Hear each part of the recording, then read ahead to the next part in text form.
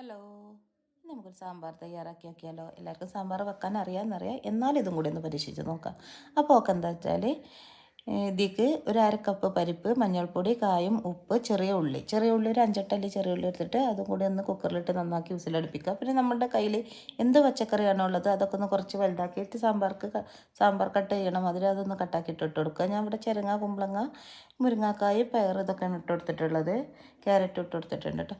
എന്നിട്ട് ഇതിലേക്ക് 2.5 table spoon മല്ലിപ്പൊടിയും ഒരു 1/2 ടേബിൾ സ്പൂൺ മുളക് പൊടിയും ഉപ്പും ഇട്ടിട്ട് നന്നാക്കി ഒന്ന് വേവിക്കാൻ വെക്കുക. നമ്മൾ നെല്ലിക്ക വലുപ്പത്തിൽ ഇതും പുളിങ്ങയും ഇട്ടിട്ട് നന്നായിട്ടൊന്ന് പിഴിഞ്ഞ് കണ്ട് അതൊന്ന് നല്ലോണം വേവിക്കുക കേട്ടോ. അപ്പോഴേക്കും നമുക്ക് ഏകദേശമൊക്കെ വെന്ത് വരുമ്പോഴത്തേന് വെണ്ടക്ക, തക്കാളി ഇതൊക്കെ ഒന്ന് ഒരു വെളിച്ചെണ്ണയിൽ 2 ടേബിൾ സ്പൂൺ വെളിച്ചെണ്ണയിൽ ഇട്ടിട്ട് ഒന്നൊന്ന് മൂപ്പിച്ചെടുക്കാം. അതിൻ്റെ കളറൊന്നും മാറാതിരിക്കാൻ വേണ്ടിയിട്ടാണ്. എന്നിട്ട് അത് നന്നായിട്ടൊന്ന് വേവിച്ചാൽ അതിലേക്ക് ഇട്ട് കൊടുക്കുക. ഇനി എന്താ വെച്ചാൽ അതേ വെളിച്ചെണ്ണയിൽ തന്നെ ലേശം കൂടി വെളിച്ചെണ്ണ ആഡാക്കിയിട്ട് കടുക്, കറിവേപ്പിൻ്റെ ഇല, വറ്റൽമുളക്. അപ്പോഴേക്കും നമ്മൾ ഇപ്പുറത്ത് സാമ്പാർ ഏകദേശമൊക്കെ ഒന്ന് സെറ്റായി വന്നിട്ടുണ്ടാവും കേട്ടോ. അതിലേക്ക് അപ്പോൾ നന്നായിട്ടൊന്ന് അതൊന്ന് മൂപ്പിച്ചെടുത്തിട്ട് അത് മൂത്ത് വരുമ്പോഴത്തേന് നമുക്കൊരു 1.5 ടേബിൾ സ്പൂൺ ഞാൻ സാമ്പാർ പൗഡർ ഇട്ടിട്ട് നന്നാക്കി ഒന്ന് മൂപ്പിച്ചെടുത്തിട്ട് സാമ്പാർക്ക് ഒന്ന് താളിച്ച് വയ്ക്കുന്നുണ്ട് കേട്ടോ. ഇനി അതിലേക്ക് ഒരു പിടി മല്ലിച്ചപ്പ് ഇട്ട് കൊടുക്കുക. നന്നാക്കി ഇളക്കി കൊടുക്കുക. ലേശം ശർക്കര, ഒരു 3/4 ടേബിൾ സ്പൂണൊക്കെ ഉണ്ടാവുള്ളൂ. ലേശം ശർക്കര, ഒരു 1/2 ടേബിൾ സ്പൂൺ നെയ്യ് ഇട്ടിട്ട് നന്നാക്കി ഇളക്കി കൊടുക്കട്ടെ. ഇനി അതിൽ ഉപ്പുണ്ടോ എന്നൊക്കെ നോക്കിയിട്ട് ഒക്കെ കറക്റ്റ് ആണെന്നുണ്ടെങ്കിൽ നമുക്ക് സെർവിങ് ഡിഷിലേക്ക് മാറ്റി കൊടുക്കാം കേട്ടോ.